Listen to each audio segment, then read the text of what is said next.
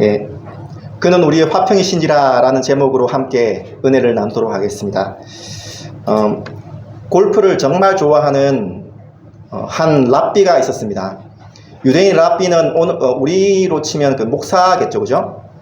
골프를 정말 좋아하는 랍비가 있었는데, 이 랍비가 안식일 날 나왔습니다. 그 회당으로 가기 위해서 나왔는데 날씨가 너무 좋은 거예요.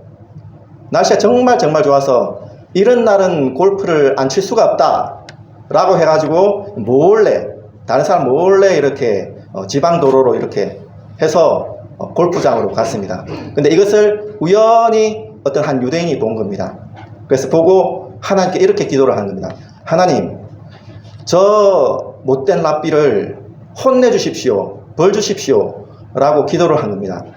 그때 하나님께서 나도 그렇게 생각하고 있었다 라고 하시면서 대답하셨는데, 이 랍비가 이게 첫 번째 홀이죠. 첫 번째 홀에서 이렇게 딱 하고 쳤습니다.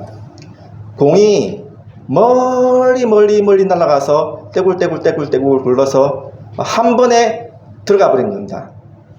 그것을 보면서 이렇게 유대인이, 하나님, 어떻게 벌 주라고 그랬더니 왜 저러십니까? 왜 그렇게 하십니까? 라고 하니까 하나님께서 웃으시면서 하시는 말씀이, 지가 어디 가서 자랑을 하겠냐 라고 하는 겁니다. 홀인원을 했는데 자랑을 해야 되는데 자랑을 못하는 겁니다. 안식일날 랍비가 어디 가서 골프를 쳤다 말을 못하는 겁니다. 자랑은 해야겠는데 자랑을 못하니 그것이 속 터지는 일이죠. 이 구약의 말씀이라는 것이 마치 이와 같습니다. 구약 성경에 나오는 그 사건들, 이야기들이 이와 같습니다. 하나님께서 사건으로 그리고 어떤 이야기로서 이스라엘 백성들을 가르치는 겁니다. 교훈하는 겁니다. 이렇게 해야 된다, 너희들 그러면 안 돼, 이렇게 돌아와야 돼 하는 것이 구약의 어떤 그런 내용들입니다. 역사를 통하여서, 어떤 사건들을 통하여서 하나님께서 가르쳐 주시는 것이죠. 근데 이스라엘 백성들이 들어요? 안 듣습니다. 안 듣습니다. 그래서 하나님께서 선지자를 보내십니다. 선지자들을 보내도 듣지를 않습니다. 들어먹지를 않습니다. 그래서 결국 누구까지 와요? 하나님의 아들까지 옵니다. 하나님의 아들까지 이 땅에 와서 권위 있는 말씀으로 가르치십니다. 가르치시고 기적을 일으키시고 그리고 죽은 자까지도 살려내시고, 그렇게 하시는데도 이스라엘 백성들이 결국엔 들어먹어요? 안 들어먹습니다. 인간이 그만큼 완악합니다. 고집이 셉니다. 하나님의 아들의 말씀까지도 듣지 않는 것이 인간입니다. 그만큼 고집이 세고 그만큼 완악합니다. 이 고집 세고 완악한 악한 인간과 선한 하나님을 화해시키는 방법이 뭔가요? 결국에는 예수 그리스도께서 이 땅에 오신 이유가 죽기 위해서 오신 겁니다. 십자가에 달려 죽기 위해서, 그리고 부활하시기 위하여서. 이것만이, 예수님께서 자신의 몸을 화목제물로 드린 이 사건만이 그 악한 완악한 인간과 선한 하나님을 화해시킬 수 있는 유일한 방법인 겁니다. 그래서 이것을 위하여서 예수님께서 이 땅에 오신 것입니다. 제가 그 교회 자동차를 좀 정비 보기 위해서 자동차 서비스 센터에 갔습니다. 우연히 이렇게 TV를 봤는데 그 TV 안에서 그 페료나가 나오는 겁니다. 이 남자가 술을 마시고 막 욕을 하면서 자기 엄마, 그러니까 그 치매에 와 있는 엄마까지도 막 욕하고 발로 차고 페론질을 한 겁니다. 그러면서 자기 형에게도 온갖 쌍욕을 하고, 그리고 또 뿐만 아니라 자기 여동생이 있는데 그 여동생까지도 막 구타해서 막 병원에 보내고 이러는 겁니다. 왜 그렇게 하는가 했더니 유산을 더 달라는 겁니다. 유산을 더 달라고. 그리고 지금 현재 엄마가 살고 있는 이 집도 내 명의로 넘기라고. 안 넘긴다고. 그렇게 형들한테도 막 쌍욕을 하고 막 동생도 때리고 엄마까지도 막 구타를 하고 하는 그런 악한 짓을 하는 겁니다. 그런 것을 보면서, 야, 어떻게 사람이 저럴 수가 있나 라는 생각이 들었었는데, 근데 그때 마침 제가 또 에베소서 2장 말씀을 읽고 그리고 또 이렇게 묵상을 하고 있습니다. 근데 여기에 나오는 이방인들, 이 모습이 그 TV에 나오는 페류나와 이렇게 겹치는 겁니다. 비슷하다? 그러면 나와도 비슷하다는 그런 생각이 드는 겁니다. 이방인들이 하나님을 멀리 떠납니다. 사람들이 하나님으로부터 멀리 떠납니다.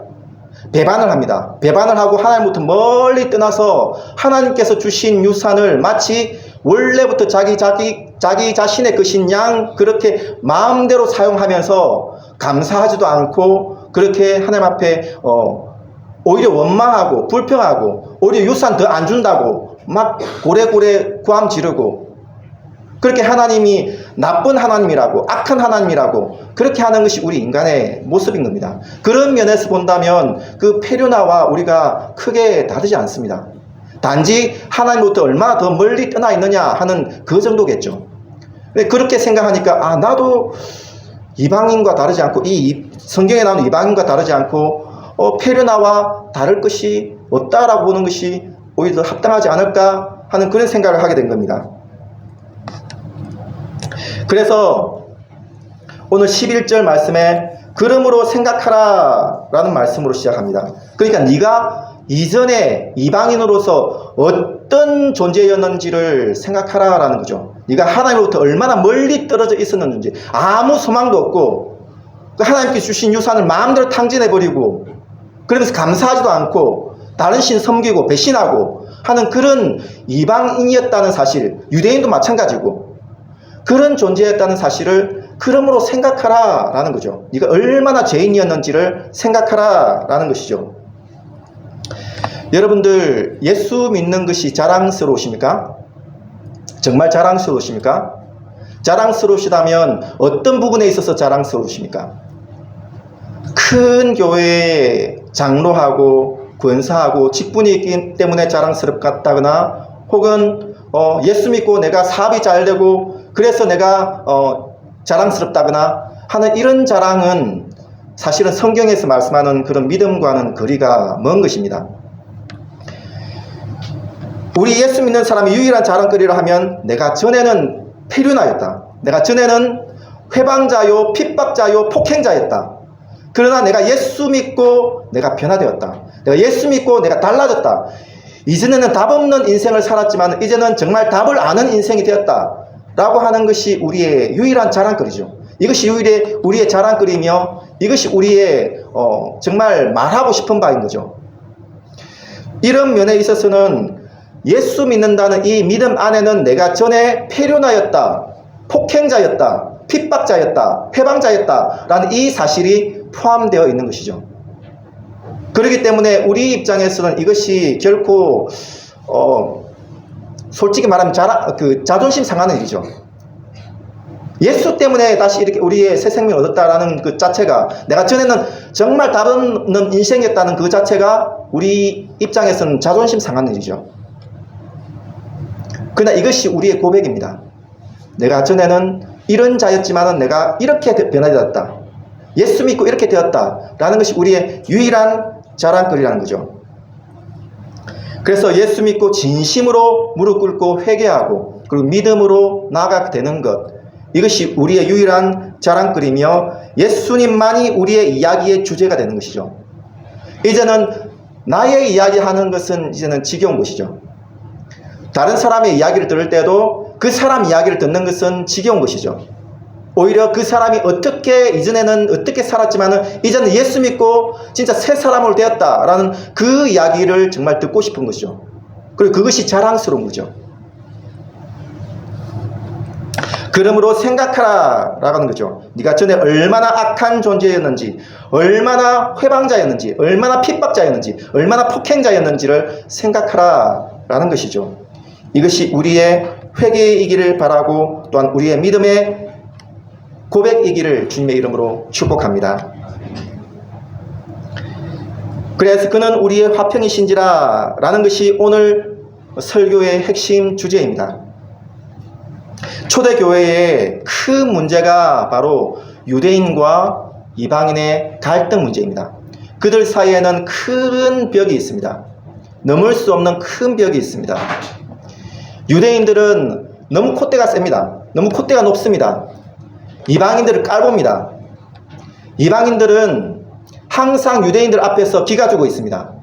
이전에 했던 그런 어떤 잘못된 그런 우상 숭배들 때문에 항상 기가 죽어 있습니다. 그러면서 뒤로는 어떻게 이야기해요?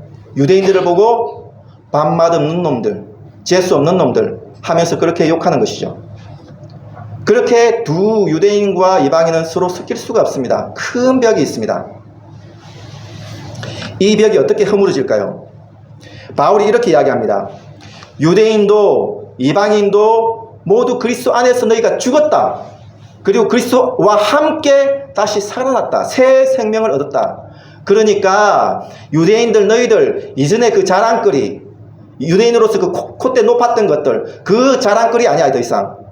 그리고 이방인들 너희들 그렇게 기죽어 살고 그렇게 좋지 않았던 그런 삶의 모습들 더 이상 그거 부끄러움 아니야. 이제는 예수 그리스도 안에서 새 생명 얻은 거, 이것만이 너희의 유일한 자랑거리야 라고 말하는 겁니다. 예, 그렇습니다. 교회 안에도 마찬가지입니다. 교회 안에도 잘난 사람이 있을 수 있고 못난 사람이 있을 수 있고 많이 배운 사람이 있을 수 있고 적게 배운 사람이 있을 수 있고 많이 가진 사람이 있을 수 있고 적게 가진 사람이 있을 수 있습니다. 그러나 예수 안에서는 그 모든 것이 자랑거리가 아니며 그 모든 것이 부끄러움이 아닙니다. 오직 예수 안에서 새 생명을 얻은 것, 이것만이 우리의 유일한 자랑거리입니다. 하나님께서 우리에게 화목의 직분을 주셨습니다. 화평의 직분을 주셨습니다. 이것을 어떻게 우리가 실행해 나갈 수 있을까요? 우리의 능력으로, 우리의 힘으로 할 수 있는 것일까요? 그런 것이 아니라 오직 예수 그리스도 그분만이 우리의 화평이시다. 이것을 계속해서 확인하는 작업을 통하여서 우리는 화평케 하는 자가 되는 것입니다. 그러므로 오직 예수 안에서 새 생명을 확인하는 그런 우리의 신앙이 되십시오. 어떤 여자가 이렇게 이야기합니다. 자기 친구들과 이야기하면서 내가 우리 남편을 이렇게 가르쳤더니 우리 남편이 이렇게 변화되어서 우리 남편이 이전에는 남의 편이었는데 이제는 내 편이야. 이제는 시어머니 편이었는데 이제는 내 편이야. 그렇게 막 자랑하는 겁니다. 다른 어떤 여자들도 와 하면서 좋아하는 겁니다. 근데 그것처럼 어리석은 이야기는 없습니다. 남자를 가르쳐서 남자가 변화되었다? 아니요. 남자가 어떤 존재인데 자존심 하나로 죽고 사는 그런 존재입니다. 남자들 그것 때문에 바뀌지 않습니다. 남자가 아내에게 져주는 것입니다. 사랑하기 때문에 져주는 것입니다. 아니면 혹은 뒤로 캥기는 게 있거나 어찌되었든 남자가 그런 식으로 바뀌지 않습니다. 반대로 여자도 마찬가지입니다. 남편이 아내를 가르쳐서 아내가 변화되었다? 아니요. 그렇지 않습니다. 여자는 그나마 조금 더 수용력이 더 강하죠. 조금 더 이렇게 순종적입니다. 그래서 그런 부분에 있어서는 더 낫습니다. 그럼에도 불구하고 남편이 가르쳐서 아내를 변화시킨다? 아니요. 그런 일이 일어나지 않습니다. 교회 안에서 목사님을 어떻게 고쳐서 쓴다고요? 성도를 고쳐서 쓴다고요? 아니요. 그런 식으로 변화되지 않습니다. 하나님의 은혜를 받았기 때문에, 하나님의 은혜를 알기 때문에 목사가 성도들을 섬기는 것이죠. 사랑으로. 성도들이 하나님의 은혜를 알기 때문에, 받았기 때문에 그 은혜로서 목사님을 섬기는 것이죠. 그렇게 서로서로 순종하면서 서로서로 섬기는 것이죠. 이것이 교회의 모습인 겁니다.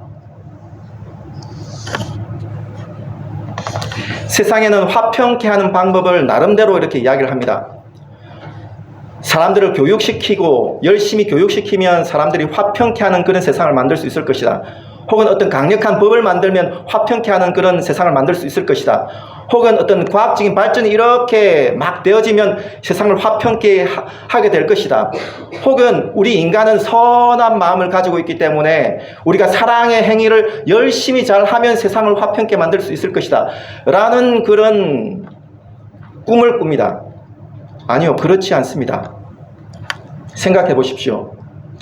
태초에 하나님과의 그 화평의 관계도 깨뜨려버린 그 인간이 어떻게 인간끼리 우리가 으쌰으쌰 해본다고 이게 화평이 되겠습니까?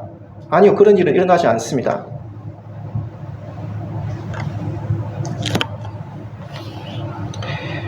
성경에서 말씀하는 화평의 방법은 어떤 방법론이 아닙니다. 방법적인 부분을 가르치지 않습니다. 에베소서를 한번 잘 읽어보십시오. 에베소서 안에 계속해서 반복되어지는 그런 말씀이 있습니다. 그 말씀 무슨 말씀이냐면 예수 안에서, 주 안에서, 성령 안에서, 사랑 안에서, 이 말씀 계속해서 반복됩니다. 안에서, 안에서, 안에서. 이것은 방법론이 아닙니다. 화평케 하는 것은 방법론이 아닙니다. 방법이 있는 것이 아닙니다. 인식론입니다. 아는 겁니다. 내가 예수를 알므로써, 하나님을 알므로써, 진리를 알므로써, 그리고 사랑을 알므로써, 안다는 것이 지식적인 알미 아니라 하나님이 우리 안으로 들어오시는 것이죠. 예수 그리스도 영이 우리 안으로 들어오시는 것이죠. 그것을 통하여서 알게 되어지는 것이죠. 이것을 통하여서 우리는 화평케 하는 자가 되는 것입니다. 이것은 명확합니다. 성경의 원리입니다. 그 원리가 우리 안에 작동되어질 때 화평케 하게 되어지는 것입니다. 여러분들 학생들 어릴 때 초등학교 때부터 구구단을 외우잖아요. 구구단을 외우는데 88, 64 누구나 다 알고 있습니다. 오늘날은 학생들이 8을 8번 더하면 64가 된다는 식으로 이렇게 가르친다고 제가 들었는데 저희 때는 그렇게 하지 않습니다. 어떻게 하죠? 무조건 외웁니다. 예, 외우게 만듭니다. 그리고 나중에 보니까 8을 8번 더하니까 64가 되네 라는 것을 나중에 알게 됩니다. 다른 것도 마찬가지입니다. 학생들 수학 공식들 많이 있잖아요. 그 다 복잡한 수학 공식들 그것을 다 이해해서 그것을 그렇게 이해해서 문제를 다 풉니까? 그렇지 않습니다. 대부분 다 외웁니다. 외우고 문제 풀다 보니까 나중에 조금씩 이해가 되어지기 시작하는 것이죠. 이 성경 말씀도 우리에게는 원리입니다. 원칙입니다. 우리 삶의 원리입니다. 하나님께서 우리에게 순종하라라고 했을 때 그 말씀의 순종을 우리가 다 이해해서 순종하는 것일까요? 아니요, 그렇지 않습니다. 우리가 먼저 순종하다 보니까 조금씩 나중에 이해하게 되어지는 것이죠. 이것이 진짜 진리구나. 이것이 진짜 하나님의 말씀이고 정말 살아있는 생명이구나. 진리구나 하는 것을 나중에 조금씩 알게 되어지는 것이죠. 원리가 중요합니다. 원리가 중요합니다. 그 원리를 내 안에 이렇게 믿음으로 이렇게 쌓아두셔야 됩니다. 믿음으로 쌓아두고 순종하셔야 됩니다. 그름을 통하여서 우리가 진리를 조금씩 체득하게 되는 것입니다. 그리고 복된 사람으로 살아가게 되는 것이죠. 그러므로 내가 이해해서 순종하겠다라고 그렇게 고집 부리지 마십시오. 먼저 순종하십시오. 이것이 원리입니다. 그리고 그 다음 우리가 조금씩 이해를 하게 되는 것입니다. 그는 우리의 화평이십니다. 예수 그리스도만이 우리의 화평이십니다. 이 진리는 변하지 않습니다. 이 원리를 먼저 우리 안에 담으셔야 됩니다. 이 원리를 담는 자가 그 다음에 화평케 하게 되는 것입니다. 우리가 베드로의 이름으로 세례를 받았습니까? 야고보의 이름으로 세례를 받았습니까? 바울의 이름으로 세례를 받았습니까? 오직 예수 그리스도의 이름으로 세례를 받았습니다. 그런데 왜 오늘날 교회에 누구는 베드로의 이름으로, 누구는 야고보의 이름으로, 누구는 바울의 이름으로 세례를 받은 것 같은 그런 모습입니까? 초대교회 때도 그랬고 오늘날도 왜 그렇습니까? 우리가 원리에 확신을 가지셔야 됩니다. 우리는 예수 그리스도의 이름으로만 우리는 세례를 받았습니다. 이 원리에 우리가 집중하셔야 됩니다. 이 원리에 집중하게 될 때 다른 것은 조금씩 용서할 수 있게 되어지는 것이죠. 수용할 수 있게 되어지는 것이죠. 그리고 오직 예수 그리스도라는 이 원리에 모든 철학과 사상과 모든 우리의 생각들은 다 무릎을 꿇어야 됩니다. 그 앞에 무릎을 꿇어 항복하게 될 때 그 백성들이 모인 자리가 바로 예수 그리스도의 몸된 교회인 것입니다. 그러므로 오직 예수 그리스도라는 그 진리 앞에서 진심으로 사랑하고 하나님께 순종하고 나아가는 우리 모두가 되어지기를 주님의 이름으로 축복합니다. 기도하겠습니다.